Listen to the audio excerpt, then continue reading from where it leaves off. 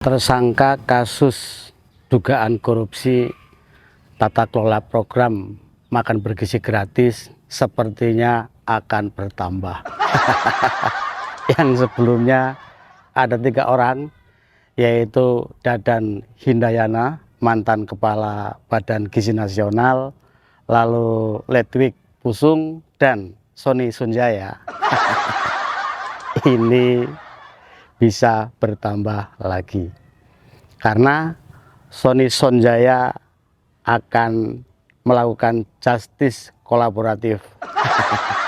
Ia siap menjadi justice kolaborator untuk mengungkap siapa-siapa saja tokoh atau pejabat yang ikut terlibat dalam kasus tersebut.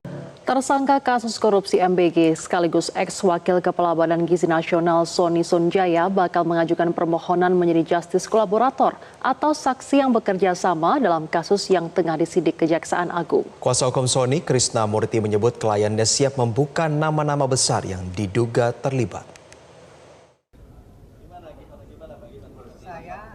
Tak lama usai ditetapkan sebagai tersangka, kasus dugaan penyimpangan tata kelola program makan bergizi gratis, ex-wakil Kepala BGN, Sony Sonjaya, melalui kuasa hukumnya, Krishna Murti, menjelaskan alasan Sony hendak menjadi justice collaborator. Selain membuka kasus korupsi MBG menjadi terang benderang, hal ini juga sekaligus membantah bahwa Sony merupakan otak dari praktik jual beli titik SPPG. Krishna menyatakan Sony siap buka-bukaan menyampaikan nama-nama besar, baik dari kalangan eksekutif maupun legislatif, yang diduga terlibat dalam kasus ini.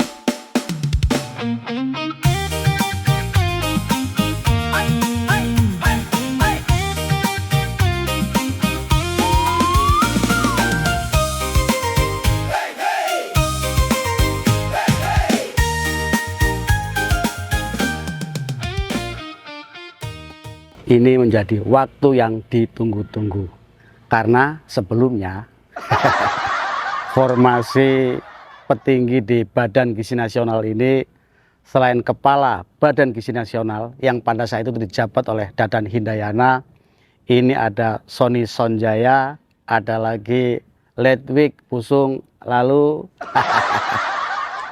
Nani S. Deyang yang saat ini menjabat sebagai Kepala Badan Gizi Nasional, menggantikan Dadan Hindayana.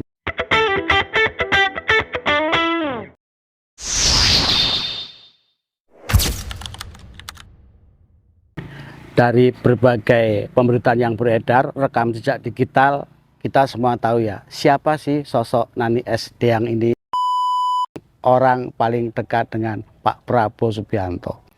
Dan kalau kita melihat dari rekam jejak digital, Nani S. Deyang ini dulu adalah orang yang pertama kali menyebarkan berita hoax terkait penganiayaan terhadap Ratna Sarumpait yang nyatanya pada waktu itu bukan dianiaya, tetapi mukanya yang lebam-lebam itu efek dari operasi plastik. Tetapi oleh Nani S. Deyang ini di-framing sebagai kasus penganiayaan. Dan ketika Nani S. Deyang ini diangkat sebagai Kepala Badan Gizi Nasional, begitu banyak timbul pertanyaan, kok bisa ya? Atau memang Nani S. Deyang ini adalah mata-mata orang yang ditanam oleh Pak Prabowo Subianto untuk mengawasi gerak-gerik para pejabat di Badan Gizi Nasional. Dan ketika Sony Sonjaya mengancam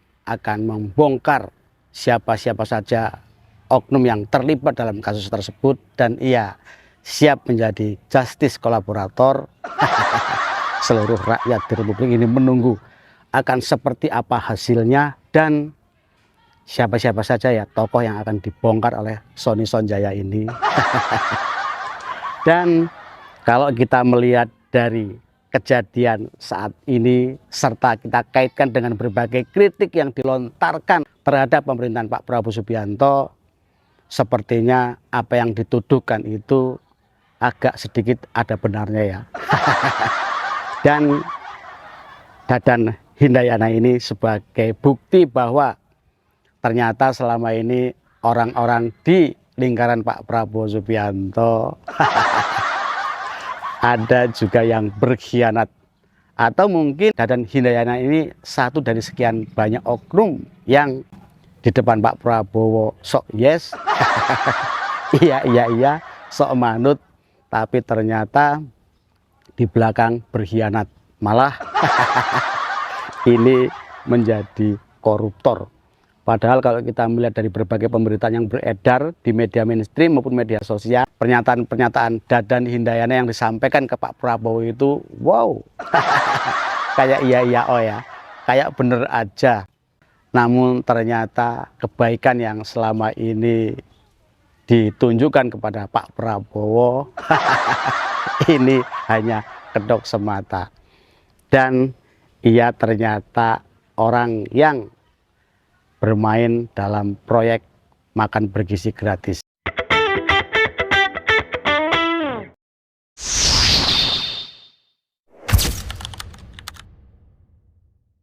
Kalau kita melihat dari berbagai pemberitaan yang beredar baik di media mainstream maupun media sosial, ini cukup ngeri ya. Ada pernyataan mahasiswa yang menyampaikan bahwa ia menunggu 18 hari ke depan.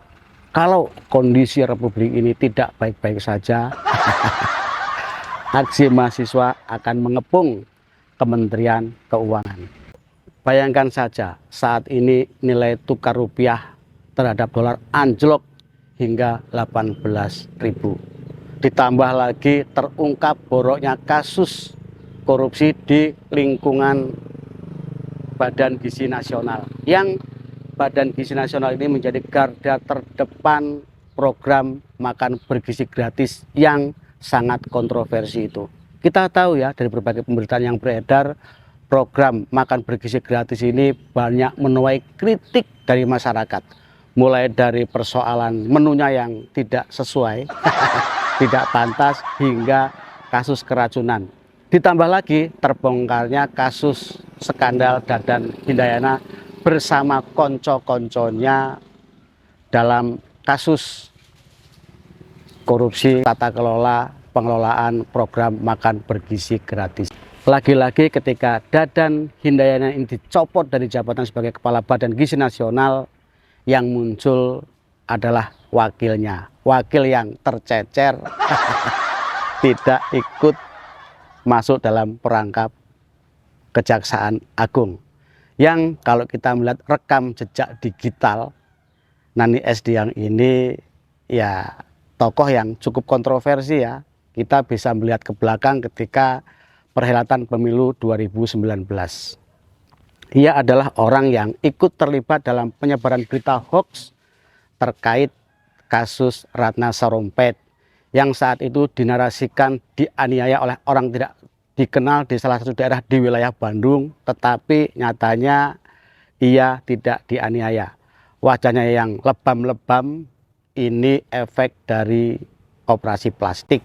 Ditambah lagi Nani S. Diang ini tidak memiliki latar belakang sebagai ahli gizi, tetapi ia sarjana biologi. Sebelumnya Kepala Badan Gizi Nasional ini dijabat oleh ahli serangga, sekarang dijabat oleh sarjana biologi. Jadi dua-duanya sama-sama tidak memiliki kompetensi di bidang gizi.